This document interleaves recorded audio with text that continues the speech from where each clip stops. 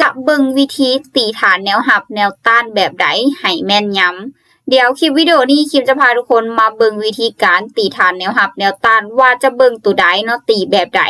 ให้แม่นยำที่สุดและเป็นจุดที่สามารถสร้างกำไรได้มาเดี๋ยวมาเริ่มนำกันเลยทุกคนฐานนี้คิมจะเอาออกมาแล้วนะทุกคนเนาะตัวตีฐานนี้มาเดี๋ยวคิมจะมาเริ่มตีนำกันเลยแรกๆคิมจะเบิ่งจุดสูงสุดของตลาดในปัจจุบันตีไว้ก่อนเนาะฐานหนึ่งนั่นก็คือฐานแนวต้านแล้วเราจะเลื่อนกลับมาเบิ่งอดีตนะทุกคนเนาะว่าในอดีตนี่ฐานแนวต้านสูงสุดนี่มันมีบ่ถ้าว่าบ่มีโอเคในปัจจุบันนี้ถือว่าฐานในที่คิมตีมานี่ถือว่าเป็นฐานแนวต้านสูงสุดแล้วเนาะฉะนั้นเดี๋ยวเราจะมาตีฐานแนวหับนำกันบัดนี้ฐานแนวหับนี่ถือว่าเราจะตีอยู่ไสเนาะที่จุดแม่นยำที่สุดนั่นก็คือฐานปัจจุบันที่เราอยู่นั่นก็คือฐานนี้เราจะเบิ่งกราฟในปัจจุบันเป็นอันดับแรกต่อมาก็คือจะเป็นอดีตของแท่งเทียนก็คือในจุดโซนนี่แหละทุกคนอันนี้เป็นจุดของแท่งเทียนในอดีตที่มันเหมาะเลยเนาะที่ว่าเราตีไว้แล้วถามว่าโอกาสที่แท่งเทียนมันจะทะลุฐานขึ้นไปมีบ่มีเนาะเพราะว่าปัจจุบันนี้เนาะแท่งเทียนของเราจะเป็นจุดสูงสุดในปัจจุบันแล้วแต่ในอดีตน่ะมันยังมีสูงสุดหลายกว่านี้แล้วก็ต่ำสุดหลายกว่านี้ถือว่ามันมีโอกาสที่จะไปสร้างฐานขึ้นใหม่อีกรอบนึงในกรณีนี้แต่จะบ่ขึ้นสูงหลายกว่าฐานในปัจจุบันนี้แน่นอนเดี๋ยวเฮามาตีฐานในช่วงกลางๆเบิ่งแล้วแถวกลางเด้เนาะเวลามาต่ำแล้วมันจะอยู่ในจุดโซนใดเดี๋ยวคิมจะให้ทุกคนเบิ่งในจุดโซนนี้เลยนั่นก็คือจุดผักโตของแท่งเทียนจุดผักโตของแท่งเทียนในจุดโซนนี้ทุกคนสังเกตเบิ่งง่ายๆเลยปัจจุบันนี้แท่งเทียนกำลังเป็นเทรนขาขึ้นเลยทุกคนถือว่าเป็นเทรนขาขึ้นงามๆเลยเนาะคิมกระทานออกออเดอร์นะมีหลายออเดอร์เติบให้ทุกคนสังเกตเบิ่งในจุดโซนผักโตของแท่งเทียนนึงก็คือจะเป็นจุดโซนนี้เนาะผักโตไปแล้วเนาะแล้วก็มาจุดโซนนี้อันนี้คือว่าเป็นฐานที่แข็งแรงได้ทุกคนเพราะว่ามันเคยผักโตในอดีตในปัจจุบันมันก็จะเคยผักโตเนาะก็คือในจุดโซนนี้แหละ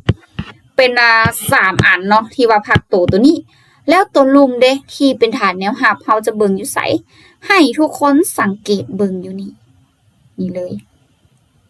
ในปัจจุบันเนาะเฮาเบิ่งตัวนี้อยู่ไสก็คือจุดโซนนี้แล้วก็จุดโซนนี้แล้วก็จุดโซนนี้อันนี้คือแถวกลางๆที่บ่งบอกถึงฐานที่แข็งแรงในปัจจุบันถ้าโอกาสที่แท่งเทียนกลับตัวปุ๊บมันจะลงมาหาฐานตัวนี้ก่อนถ้าว่ายังเล่นอยู่ในช่วงฐานของตัวนี้เราก็จะเบิ่งฐานตัวนี้เป็นหลักถือว่าแม่นยำแล้วถ้าว่าทะลุลงมาได้เราก็จะเบิ่งฐานตัวนี้เป็นหลักอันนี้คือ4ฐานที่แม่นยำที่สุดที่คิมตีไว้โอกาสที่แท่งเทียนของเราจะกลับตัวลงมายุดอยู่ฐานถือว่าสูงเลยในอัตราการสนะ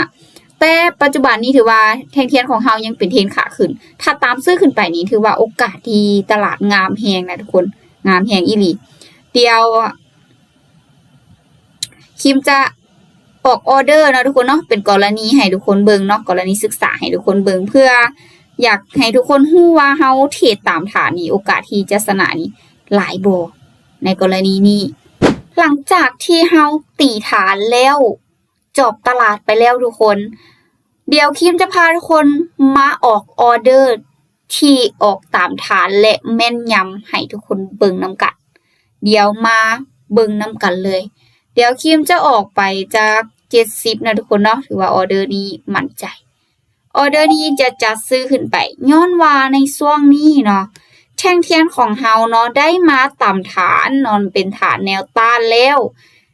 ถือว่าอยู่ในจุดพักโตของแท่งเทียนโอกาสที่จะพักดันราคาขึ้นไปค่อนข้างสูง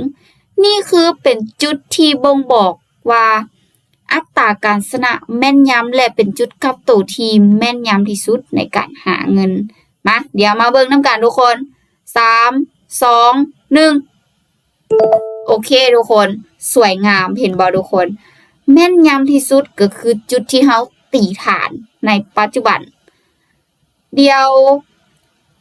การออกออเดอร์แบบนี้น่ะจะบ่ได้ตายตัวเพราะในกรณีที่ถ้าตลาดผันผวนโอกาสพลาดเฮาก็มีหลายเช่นเดียวกัน